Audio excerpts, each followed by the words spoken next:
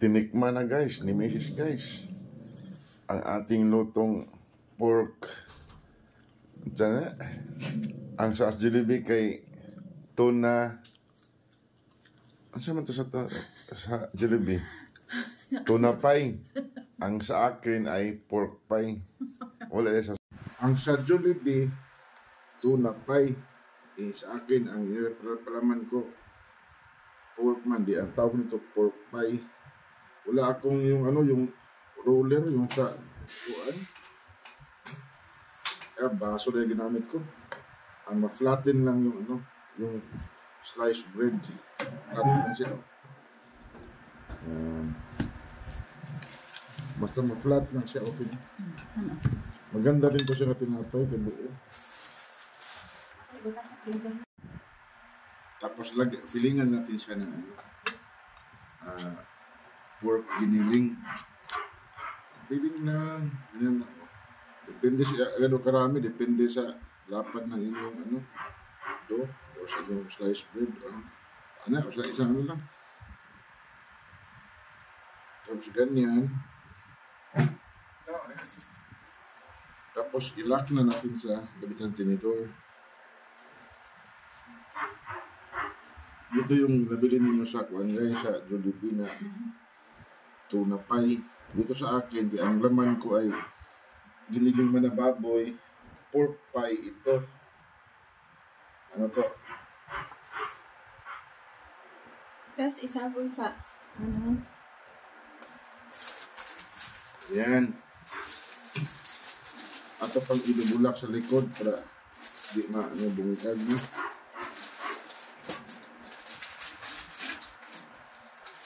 Paborito to ng anak kong lalaki.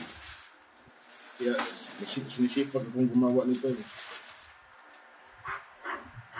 Ewan ko lang sa anak kong babae.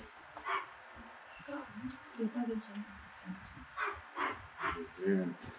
Iparo mo natin dyan. Saka natin lagyan ano. Tapos magbati tayo ng itlog. Ibabad yung ating ginawa natin na ano. Malis yung kamay ko ha. Ibabad natin. Maliit ito, maliit, delikado. Ay, babad. Babasain lang, babasain. Ganyan. Tapos, right after nabasa, ayan, nabasa na. Lagyan natin dito sa breadcrumbs. Ganyan. Tapos, ito man ang dry, wet siya. Tapos ito dry, dito tayo sa dry, magano. Ganyan.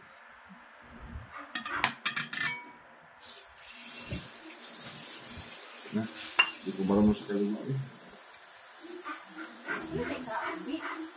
Yan. Yan, na-coat na siya ng ano. Talagang coated na siya ng breadcrumbs. I-fry na natin siya guys. Ayan, ilublob lang sa binati na ano na itlog. Yung basang-basa talaga siya na ano. Basang-basa na siya, dip na siya sa ano, lagyan natin sa breadcrumbs. Ayan. Didikit ng breadcrumbs, okay na. Ayan, takip, ano, talaga na occupied lang siya ng breadcrumbs para talagang ano. Ito na yung ma-technique sa akuan guys, sa Jollibee. Tapos si Mrs. Panayang ulit sa Jollibee, sabi ko, gawa kaya ako niyan. Kaya ito, ginagawa ko. Ang sa Jollibee kay tuna, ang sa akin pork. Tapos pakulo tayo ng mantika para i-fry natin. Mahina lang na ano. Huwag mainit, masunog yung ano breadcrumbs. Mainit ang ating pan ano. I-prito natin, napakahinang apoy nga ito, hindi ko to pinakasan eh. Yan, iprito na natin. Isa-isa lang para di mapabayaan. Kung dalawahin kasi, kung ano, masunog kasi ano eh. Kailangan tutukan gid siya.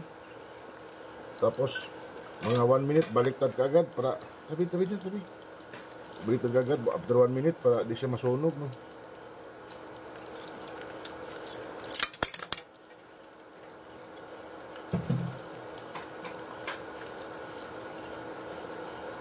Yan, baliktad agad. Ang laki ng ano ko. Laki ng pork pie ko. Ato lang hilang liguin na sa taas para madaling maluto din ba. Actually, luto na yan eh. Ang sa browning lang ba, yung perfect gusto kong pakagawa ng Ayan. Dandahan lang, balik-baliktad lang palagi. Hanggang makuha mo talaga yung tamang browning niya.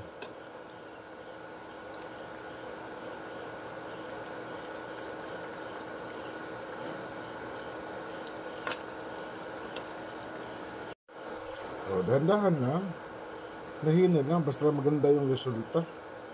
Kaysa madali natin pag-prito, tapos pangit ang mga resulta. Ayan o. Tingnan mo, diba? Ang ganda na pagka-brown niya.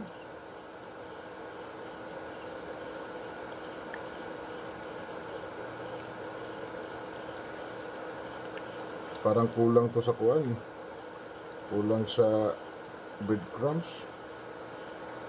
Oh, yan na guys, oh. Ang finished product ng ating pork, pie, pork pie, kay pork mapalaman. Ang sa Jollibee, tuna pie. Ang ito sa atin, pork pie, kaya ang palaman ko ay pork man giniling. Ano guys, tinikman na oh. Sus, crunchy. Oh, tira mo guys. Oy, empty. Ay, lagyan na na. Tikman mo na. Tinikman na guys, ni Mrs. guys. Ang ating lutong pork. Diyan ang sa Jollibee kay tuna. Ano naman to sa Jollibee? Tuna pie. Ang sa akin ay pork pie. Wala na sa sasawa namin ba? Tungkol sa tinapay. Tungkol sa tinapay o tungkol sa nagluto? Ito naman